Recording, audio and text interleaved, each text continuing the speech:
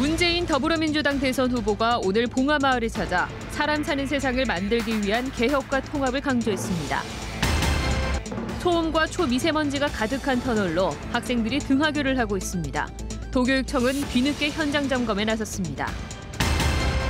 봉순이로 이름 붙여진 천연기념물 황새가 서식지 훼손으로 매년 찾던 김해 화포천 습지를 떠났습니다.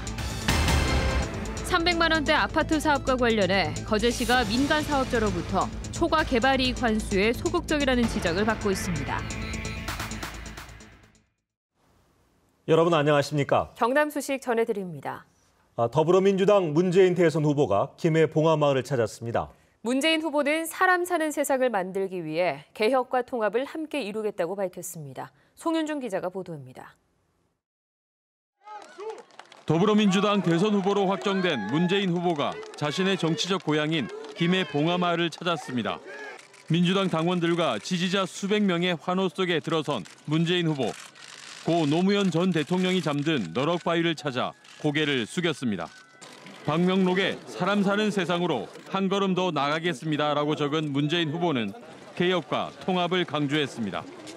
사람 사는 세상은 지금 우리에게 주어진 개혁과 통합이라는 두 가지 과제를 함께 다 이룰 때 달성되는 것이라고 생각합니다. 참배를 마친 문재인 후보는 경남과 부산 지역 민주당 위원장들과 함께 권양숙 여사를 예방하고 1시간가량 환담을 나눴습니다.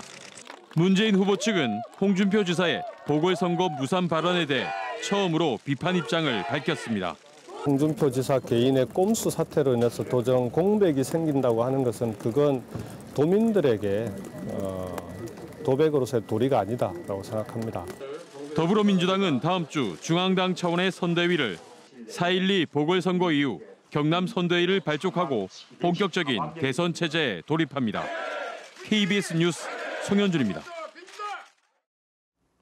차를 타고 터널을 통과할 때 매캐한 냄새 때문에 창문을 급히 올리곤 하는데요. 그런데 김해에서는 초미세먼지와 차량 소음이 가득한 터널을 걸어서 등하교하는 학생들이 있습니다. 그 현장을 이대환 기자가 다녀왔습니다.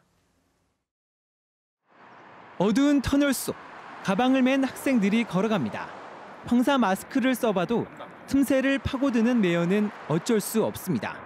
재채기 계속하고 애들이랑 얘기하면 또 힘들어서 터널 벽면과 가이드레일을 닦아내자 시커먼 분진이 묻어납니다. 터널을 조금이라도 빨리 벗어나기 위해 발걸음을 재촉하는 아이들. 김해 장유터널 안에서 매일 볼 수 있는 광경입니다. 17년 전에 건설된 이 터널은 인근 아파트 단지에 사는 학생 200여 명의 등하굣길입니다.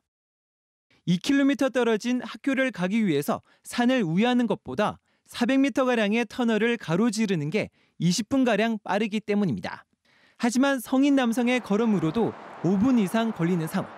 터널 속 공기질을 측정해봤습니다.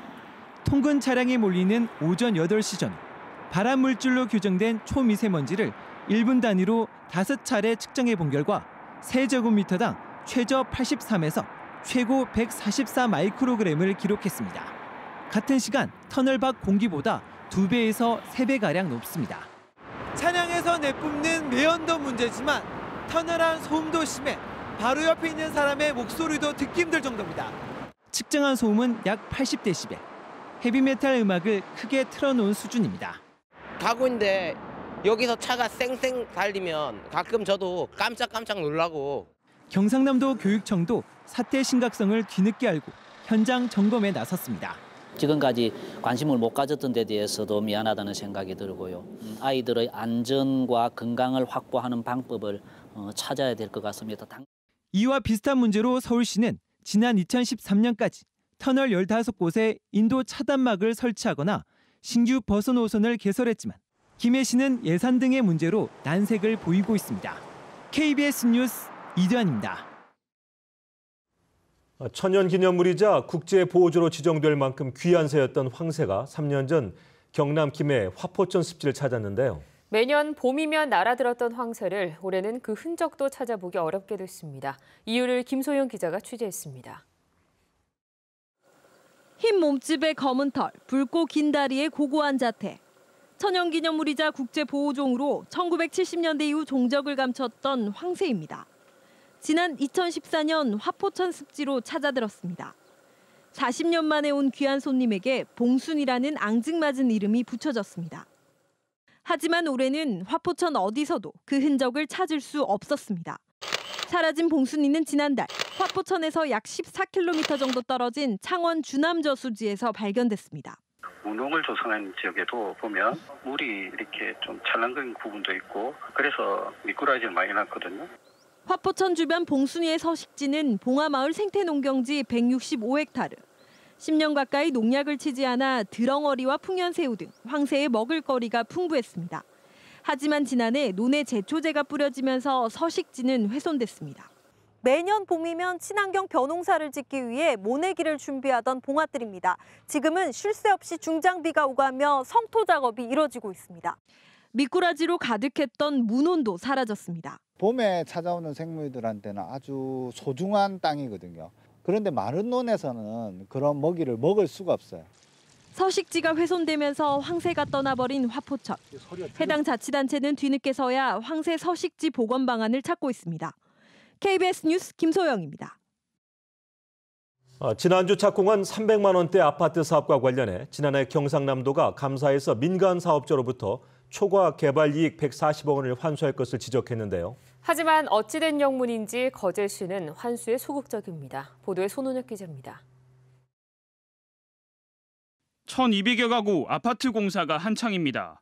거제시가 300만 원대 아파트 땅을 받는 대신 이 자리에 아파트가 들어설 수 있게 용도 변경을 해줬습니다. 땅값도 많이 올라 분양가에 반영이 됐습니다.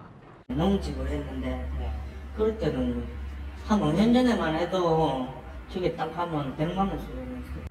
평당 400만 원씩, 500만 원씩 합니다.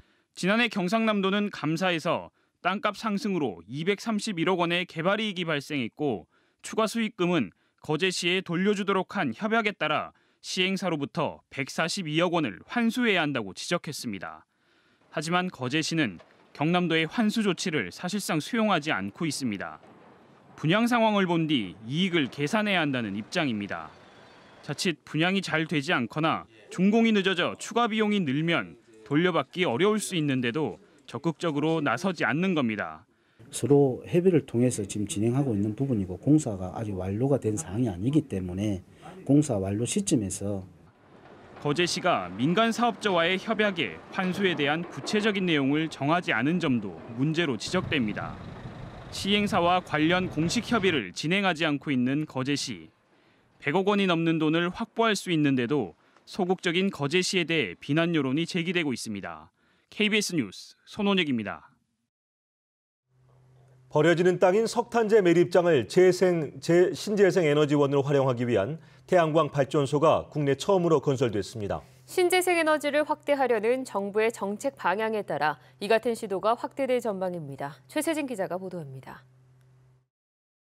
태양광 패널 3만 3천 개가 한눈에 들어오지 않을 정도로 펼쳐져 있습니다. 면적은 16만 5천여 제곱미터, 축구장 크기 23개에 해당합니다. 이 발전소가 세워진 곳은 삼천포 화력발전소에 연료로 사용되고 남은 찌꺼기를 매립하는 석탄재 매립장.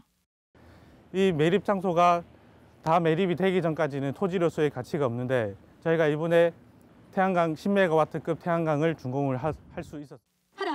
기존 석탄재 매립장은 매립이 완전히 끝나야 활용할 수 있어서 넓은 땅이 쓸모없이 방치됐습니다.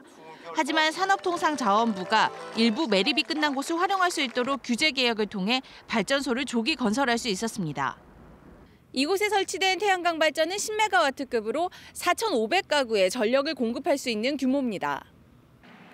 신재생 에너지 도입으로 연간 온실가스 6,800톤을 감축하는 효과도 있습니다.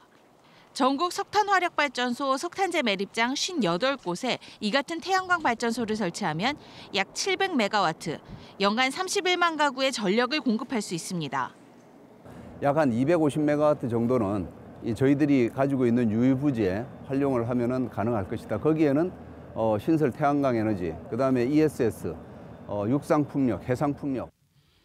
정부는 2025년까지 신재생 에너지 비중을 11%로 끌어올린다는 방침이어서 앞으로 유휴 부지를 활용한 신재생에너지 사업이 확대될 전망입니다. KBS 뉴스 최세진입니다.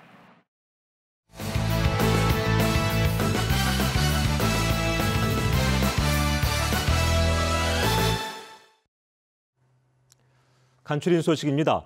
허성무 전 경상남도 정무부지사와 정영훈 더불어민주당 경남도당 위원장은 오늘 도의회에서 각각 기자회견을 하고 도지사 보궐선거에 출마한다고 밝혔습니다. 허성무 전 부지사는 협치와 상생으로 새로운 경남을 만들겠다고 밝혔습니다. 정영훈 도당 위원장은 경남 경제를 다시 일으키겠다고 출마의 포부를 밝혔습니다.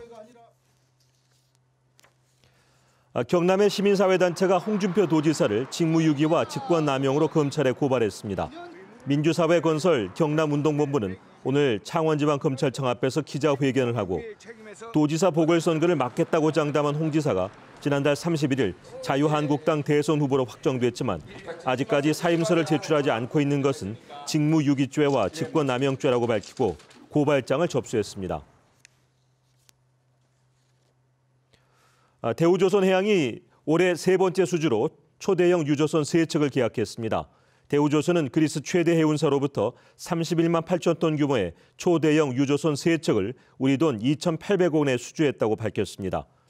대우조선은 올해 LNG 운반선 2척과 초대형 유조선 5척 등 모두 7척 7억 7천만 달러의 선박을 수주했습니다. 진해 군항제에서 관광객 안전사고가 잇따르고 있습니다. 오늘 낮 12시 50분쯤 창원시 진해구 여자천에서 로망스다리 난간이 부서지면서 사진을 찍던 여성 51살 김모 씨가 2, 3m 아래로 추락했습니다. 또 지난 2일 오후 2시 40분쯤에는 경화역 주변 야시장에서 다트놀이를 하던 4살 문모군이 튕겨져 나온 다트에 맞아 망막이 손상됐습니다. 조류 인플루엔자 AI로 출입이 전면 통제됐던 창녕 우포늪 탐방로가 오는 8일부터 부분 개방됩니다. 개방 구간은 대대제방에서 생태체험장을 거쳐 람사르 환경재단 앞 구간이며 따오기 보건센터 앞까지 2.5km 구간은 통제됩니다. 지금까지 경남 소식이었습니다. 시청해주신 여러분 고맙습니다.